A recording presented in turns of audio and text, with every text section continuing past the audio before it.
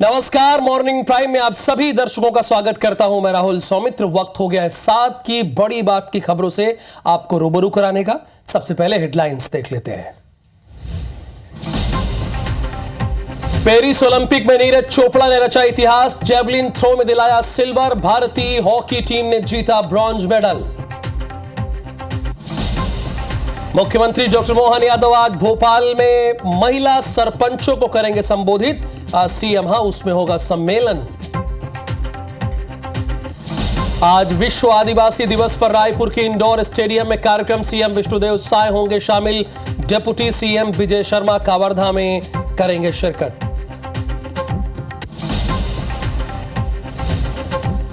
बिलासपुर में लिफ्ट देने के बहाने महिला से गैंगरेप। 3 युवकों ने वारदात को दिया अंजाम। पुलिस ने तीनों आरोपियों को हिरासत में लिया। कोरबा में दंतैल हाथी का आतंक। हमले में 3 लोगों की मौत। कुसमुंडा खदान के करीब पहुंचा था हाथी। ग्रामीणों में दहशत का माहौल।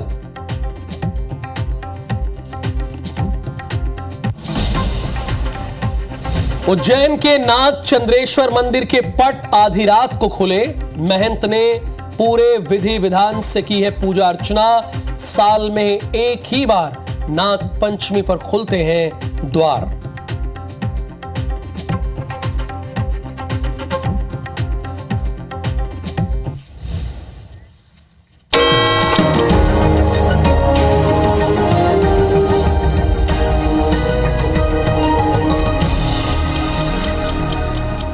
हेडलाइंस के बाद अब नजर डालते हैं सुबह 7 बजे की 7 बड़ी खबरें कौन कौन सी हैं।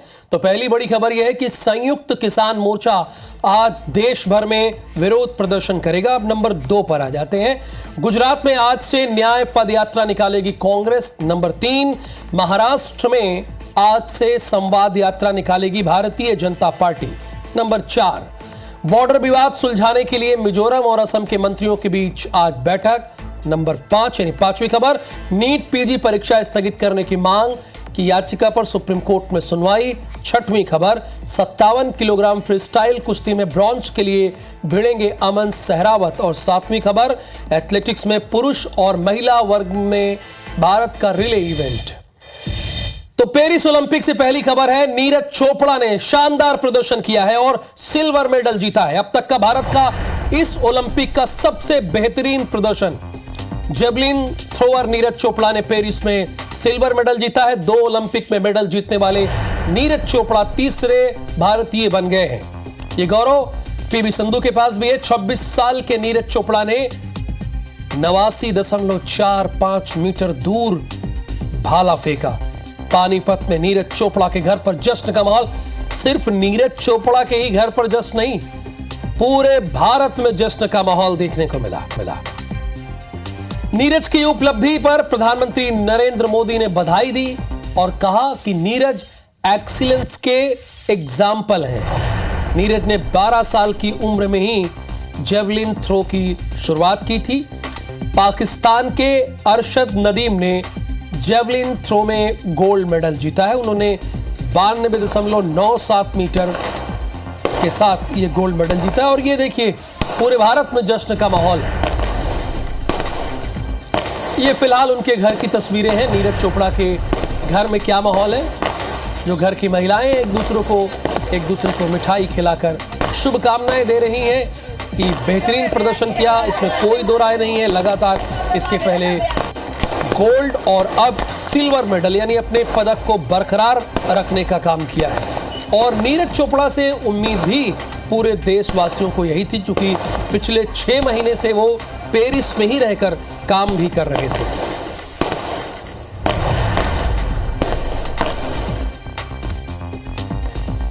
देखो, कंट्री के लिए जब भी मेडल जीतते हैं उसकी खुशी तो होती है, लेकिन वही है कि पर्सनली मतलब मेडल की बात अलग है, लेकिन अब टाइम है इम्प्रूवमेंट करने का थ्रो में भी।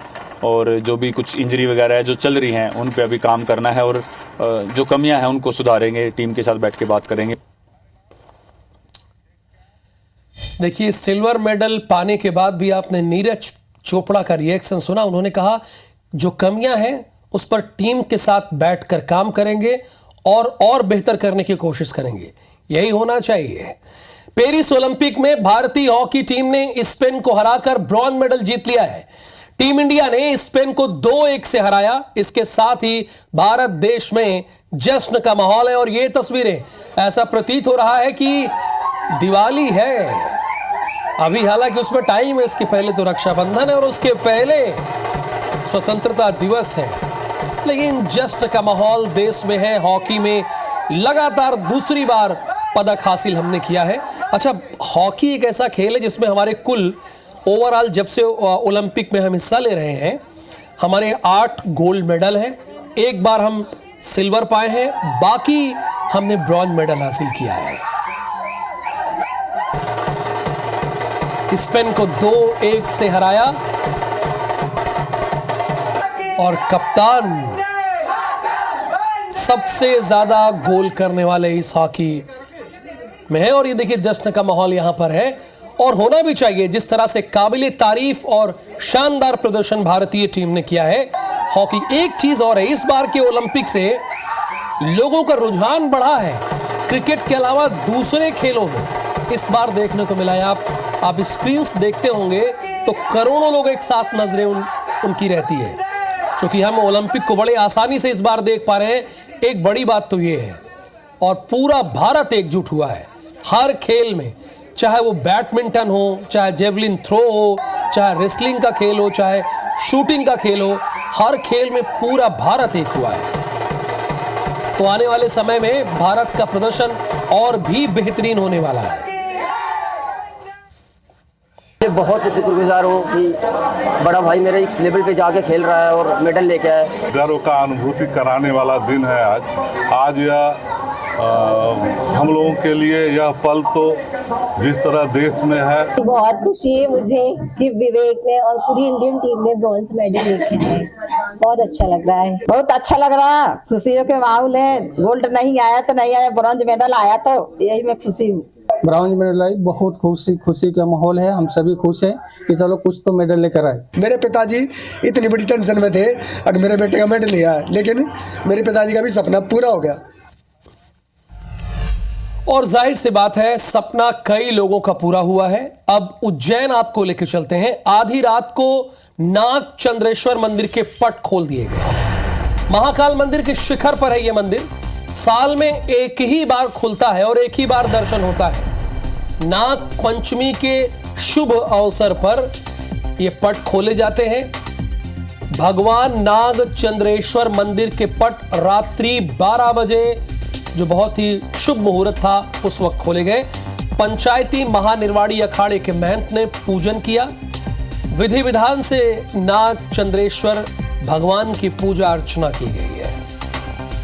और हमने कहा कि ये तस्वीर आपको दिखानी चाहिए, क्योंकि आज नाग पंचमी का पावन पर्व भी है और इस मौके पर ये तस्वीर हम आप तक पहुंचा रहे हैं। ये देखिए, भारी भीड़ यहां पर लगी हुई है।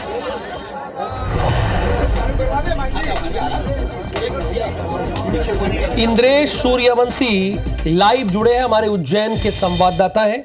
वो इसके बारे में आपको पूरी इंफॉर्मेशन देंगे। नाग चंद्रेश्वर मंदिर के पट खुले हैं। इंद्रेश, जो भी आप देख रहे हैं, आप महाकाल मंदिर के बाहर मौजूद हैं, वो आप हमारे दर्शकों को बताइए। जो कुछ आप आज देखा होगा और जो महत्व है उसके बारे में बताइए नाग पंचमी के मौके पर।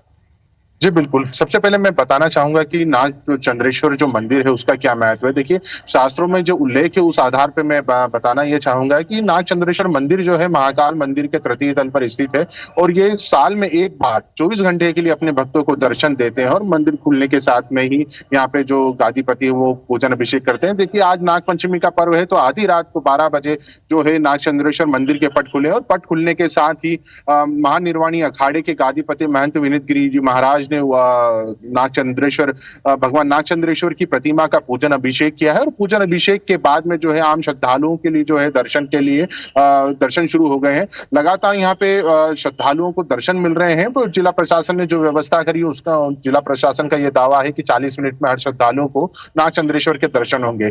वहीं इसी तरीके से हम बात करें तो यह साल में एक बार खुलने वाला वह मंदिर है और जिसमें एक दिव्य प्रतिमा लगी है। इस प्रतिमा को लेकर शास्त्रों में यह बताया गया है कि यह एक ऐसी विश्व की एकमात्र ऐसी प्रतिमा है कि कि जिसमें भगवान शिव की गोद में माता पार्वती बैठे हैं और एक तरफ भगवान गणेश जी और एक तरफ कार्तिकेय जी हैं और नंदी जी उनके चरणों के यहाँ पे है। तो ऐसी दिव्य प्रतिमा सिर्फ विश्व में एकमात्र उज्जैन के नागचंद्रेश्वर मंदिर में है और ऐसा बताया गया है शास्त्रों में कि नागचंद्रेश्वर की इस प्रतिमा के दर्शन करने से जन्म कुंडली के काल सर्प दोषों का नाश होता है। और उसकी जैसे अभी दोपहर में जो 12 बजे है यहाँ पे प्रशासनिक पूजा की जानी है, जिसमें कलेक्टर और जो अन्य अधिकारी जो है जनप्रतिनिधि वो यहाँ पे पूजा करेंगे और उसके बाद में फिर 10 मिनट की पूजा के बाद वापस जो दर्शन जो है आम श्रद्धालुओं के लिए खोल दिए जाएंगे। उसके बाद में आज रात को आधी रात को मतलब 12 बजे के लगभग जो है मंदिर के पट बंद होंगे।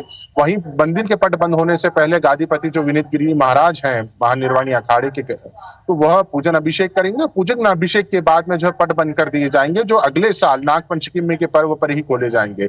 ऐसी मान्यता है कि साल में एक बार दर्शन देते हैं, 24 घंटे के लिए श्रद्धालुओं को दर्शन देते हैं और दर्शन के बाद में जो मनोकामना है वो भी पूरी करते हैं। आज जो दर्शन व्यवस्था को लेकर यहाँ पे जो देखने में आ रहा है, तो सुबह 6 मतलब रात को मतलब लंबी लंबी कतारें जो हैं कल शाम को 7 से 8 बजे से शुरू हो गई थी। करकराज मंदिर से जो है वहां पे गाड़ी पार करने के बाद में वहीं से प्रवेश द्वार जो है आम श्रद्धालुओं के लिए बनाया गया है। लगभग 2 किलोमीटर का सफर तय करने के बाद में वो मंदिर परिसर में आते हैं, 40 मिनट में यहाँ नागचंद्रेश्वर भगवान के दर्शन कर रहे हैं।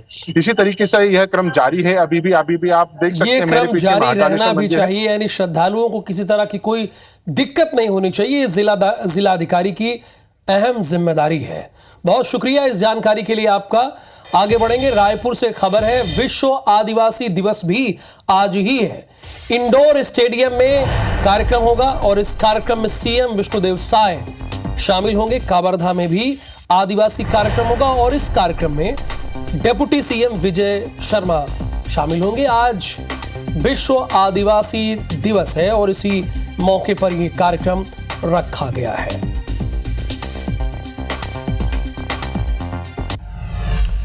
खबर रायपुर से, छत्तीसगढ़ में भाजपा का हर घर तिरंगा अभियान है। 11 अगस्त से भाजपा की तिरंगा यात्रा शुरू हो रही है। सभी विधानसभा में तिरंगा यात्रा निकालने का भारतीय जनता पार्टी ने निर्णय लिया है। छत्तीसगढ़ में भाजपा का हर घर तिरंगा अभियान 11 अगस्त से शुरू हो रहा है। अब देखिए, इधर भारतीय जनता पार्टी तिरंगा यात्रा निकाल रही है, तो दूसरी तरफ 14 अगस्त को कांग्रेस की संविधान यात्रा निकलेगी। प्रदेश के सभी वार्डों में कांग्रेस की संविधान यात्रा निकलेगी। तिरंगा और महात्मा गांधी की फोटो के साथ ये यात्रा निकाली जाएगी। देखिए, सभी राजनीतिक दलों की अपनी अपनी स्ट्रैटेजी होती है। एक तरफ भारतीय जनता पार्टी हर घर तिरंगा अभियान चला रही है और दूसरी तरफ कांग्रेस संविधान यात्रा निकाल रही है।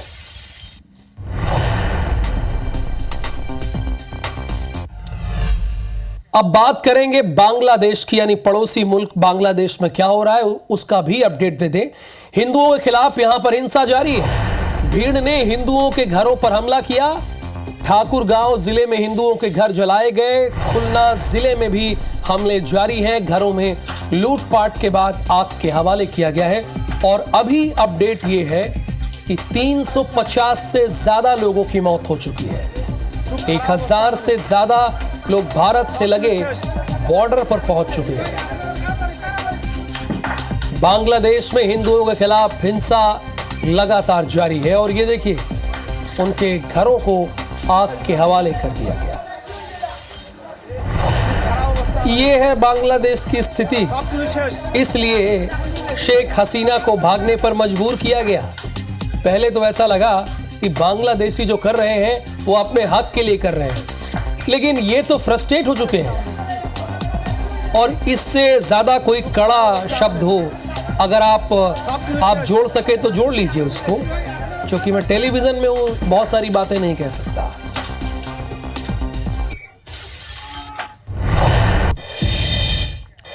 दतिया में कांग्रेस के प्रदर्शन के दरमियान गोली चलने से हड़कंप मच गया। पुरानी रंजिश के चलते दो पक्षों में एसपी दफ्तर के बाहर गोली चल गई। एसपी दफ्तर के बाहर गोली लगने से एक युवक घायल भी हो गया। हालांकि पुलिस ने तत्परता दिखाते हुए गोली चलाने वाले शख्स को गिरफ्तार कर लिया। भाई, ये कौन सी तत्परता है? एसपी ऑफिस के बाहर गोली चल जा रही है यानी पहला मैसेज क्या गया? लॉ एंड ऑर्डर पूरी तरह से फेल। एसपी साहब, लॉ एंड ऑर्डर आपका फेल है। आपके कार्यालय के सामने गोली चल रही है, साथ ही कुछ संदिग्धों से पूछताछ भी की जा रही है। कांग्रेस के प्रदर्शन के दौरान सड़क पर सैकड़ों लोग मौजूद हैं। उस वक्त थेवल की दतिया में पीसीसी चीफ जीतू पटवारी के नेतृत्व में कांग्रेस का प्रदर्शन था। और इसी प्रदर्शन के बीच आप देखिए, तस्वीरें देख लीजिए।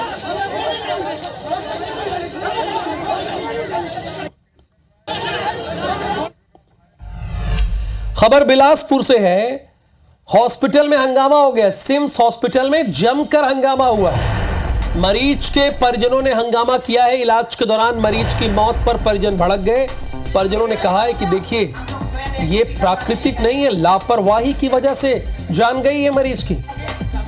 और यही वजह है सिम्स हॉस्पिटल के बाहर हंगामा हुआ है, अंदर भी हंगामा हुआ है। मरीज के परिजनों ने हंगामा किया है। इलाज के दौरान मरीज की मौत को लेकर ये सभी भड़क गए। उन्होंने कहा कि ये जो कुछ हुआ है ये लापरवाही की वजह से हुआ है। अब आपको इंदौर लेकर चलते हैं। पुलिसकर्मी और ट्रेवल संचालकों से विवाद का मामला तो जो था, उसमें मारपीट का सीसीटीवी फुटेज सामने आ गया है। हंस ट्रेवल्स के कर्मचारी मारपीट करते नजर आ रहे हैं।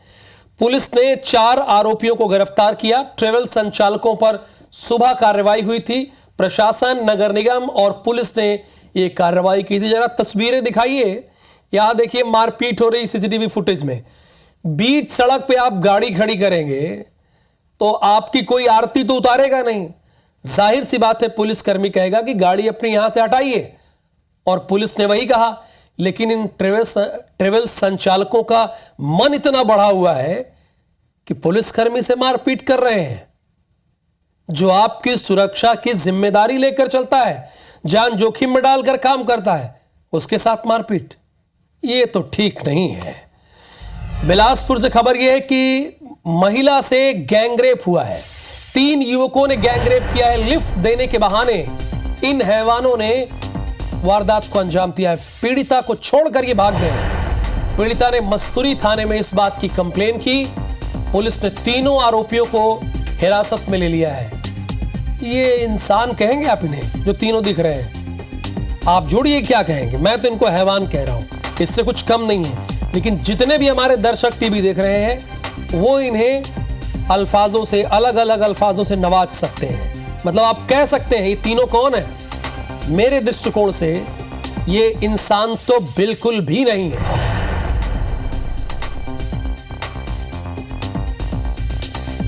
अपने रसूख के दम पर सरकारी खजाने को 12 सालों से चपत लगा रहे ग्रैंड विजन केबल नेटवर्क पर कार्रवाई शुरू हो गई है। एक नंबर का फ्रॉड है ये। केबल कंपनी की मनमानी और उसकी धांधली उजागर होने के बाद बिजली विभाग ने यह कार्रवाई शुरू की। बिजली विभाग के रायपुर सर्किल 2 की ओर से ग्रैंड विजन कंपनी को नोटिस जारी करके कहा गया कि 2 दिनों के भीतर इसका जवाब दो तुम। 2 दिनों के भीतर। रिपोर्ट देखिए आप एक।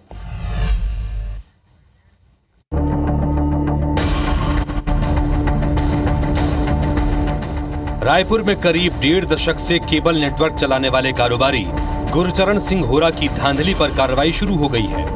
अपने रसूख के दम पर सरकारी नियमों को ताक पर रखकर बिना एग्रीमेंट किए और बिना कोई शुल्क जमा किए बिजली खंभों का इस्तेमाल कर अपना कारोबार फैलाने वाले गुरचरण सिंह होरा को बिजली विभाग ने नोटिस थमा दिया है। रायपुर सर्किल 2 ऑफिस की ओर से भेजे गए नोटिस में कहा गया है, काटीबंद, गुढ़ियारी, खमतराई, कबीर नगर, भनपुरी, उरला और सिलतरा जोन में बिजली विभाग को बिना कोई सूचना दिए खंभों का इस्तेमाल नेटवर्क फैलाने में किया जा रहा है, जबकि इसके लिए विभाग से एग्रीमेंट करना होता है। ग्रैंड विजन कंपनी को तत्काल बिजली विभाग के अधिकारी के साथ मिलकर उन तमाम बिजली के खंभों का जॉइंट सर्वे कराने को कहा गया है, जिसका इस्तेमाल वो अपने केबल नेटवर्क चलाने में कर रहा है। विभाग ने नोटिस मिलने के 2 दिनों के भीतर कंपनी को जवाब जमा करने का अल्टीमेटम दिया है। हमने ग्रैंड विजन को एक नोटिस सर्व किया है कि आपके इस क्षेत्र में जितने भी खंभों का उपयोग किया जा रहा है उसका हमारे अधीनस्थ अधिकारियों के साथ में जॉइंट सर्वे करवाएं और करा के जो भी उसकी वाजिब जो सही संख्या है उसको उनके साथ सर्टिफाई कराते हुए उसके नियमानुसार राशि जमा करने के लिए नोटिस दिया हुआ है। बिजली विभाग के सर्किल 2 ऑफिस की ओर से सभी एग्जीक्यूटिव इंजीनियर्स को भी पत्र लिखा गया है, जिसमें कहा गया है कि अपने स्तर पर ऐसे तमाम खंभों का सर्वे कर लिया जाए जिसका इस्तेमाल अवैध तरीके से ग्रैंड विजन कर रहा है। इसके बाद उससे 1 दशक से ज्यादा की रिकवरी और पेनल्टी वसूलने का काम किया जाएगा। सर्किल 2 कार्यालय से बाकायदा इस पूरे मामले की जानकारी विभाग के बड़े अधिकारियों से लेकर प्रशासन स्तर पर दे दी गई है। और नोटिस देने के उपरांत और नीचे भी हमने कार्यपालन यंत्री महोदय सबको सूचित किया है कि ये स्वयं उसको जाके देखें और प्रमाणित करके इस कार्यालय में प्रस्तुत करें, इससे नियमानुसार वसूली की जा सके। बिजली विभाग की इस कार्रवाई से ग्रैंड विजन के कई काले कारनामे बेनकाब होंगे। विभागीय सूत्र बता रहे हैं कि सर्किल 2 के अलावा शहर के दूसरे हिस्से में भी इसने अपना नेटवर्क फैलाने में भारी धांधली की है। उन धांधलियों पर से भी पर्दा उठना शुरू हो गया है। ग्रैंड विजन केबल नेटवर्क की धांधली का खुलासा होने के बाद बिजली विभाग ने इसमें कार्रवाई शुरू कर दी है। सर्कल 2 के एसई ने केबल नेटवर्क मालिक को नोटिस भेज दिया है। उस नोटिस में उन्हें ज्वाइंट सर्वे कराने को कहा है। इसके साथ साथ बिजली विभाग के निचले अमले को भी पूरे क्षेत्र में सर्वे करने को कहा गया है। कितने पोल का इस्तेमाल केबल नेटवर्क द्वारा किया जा रहा है और कब से किया जा रहा है, इसकी रिपोर्ट बनेगी और इसके बाद भारी भरकम penalty grand vision cable network को चुकानी पड़ेगी। देखना होगा ये कार्रवाई कब तक पूरी हो पाती है और कितना बड़ा जुर्माना केबल नेटवर्क पर लगता है। कैमरा पर्सन अनिल नागले के साथ राजेश राज, IBC 24 रायपुर। अच्छा, एक सवाल विद्युत विभाग से है। अभी आम आदमी का बिजली का बिल 1200 रुपए आ जाए, 2000 आप काट देंगे, लेकिन इन जैसों पर आपकी मेहरबानी रहती है। थोड़ा सा अलर्ट रहिए ना आप लोग। कौन लोग? विद्युत विभाग के अधिकारी लोग। अलर्ट रहिए भाई। महाराष्ट्र से एक खबर है, कोल्हापुर में लगी है भीषण आग। केशव राव भोसले थिएटर में आग लग गई है। थिएटर को खाली करा दिया गया है। दमकल की टीम ने आग पर काबू पा लिया है।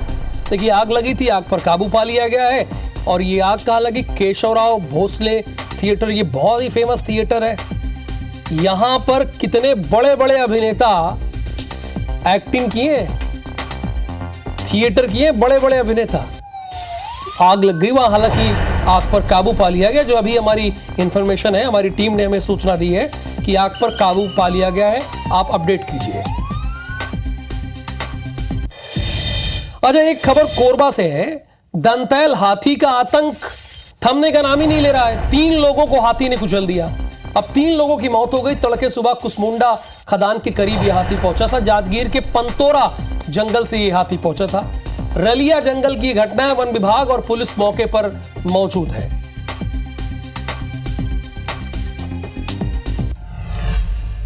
अगली खबर बालाघाट से यह है कि सड़क पर घूमते तेंदुआ दिखा है। ये चांगो टोला है, एक गांव है, वहां पर तेंदुआ घूम रहा है। सरपंच के घर भी घुस गया तेंदुआ। वन विभाग ने तेंदुए का रेस्क्यू किया है। ये तस्वीरें देखिए। अब आप सोचते होंगे कि ये एक तेंदुआ कहीं दिख गया तो खबर क्यों चल रही है IBC 24 पर। देखिए, हमारे लिए ना एक एक जान बहुत इंपॉर्टेंट है। अगर ये तेंदुआ हमला कर दिया, किसी की जान चली गई तो इंपॉर्टेंट है। और दूसरी बात, वन विभाग को हम आईना पे दिखाते हैं ये क्या हो रहा है।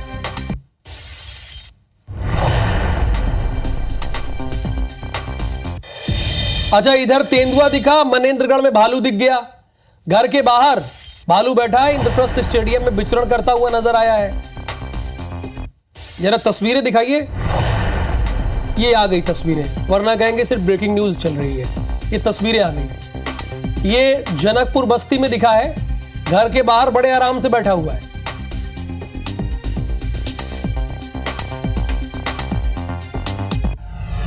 देखिए, समय से सभी बंधे हुए हैं और हम भी बंधे हुए हैं। तो 7 की बड़ी बात की इस बुलेटिन में फिलहाल के लिए इतना ही, लेकिन आगे क्या आपको देखना है। छत्तीसगढ़ी भाषा में हमर बानी हमर गोठ।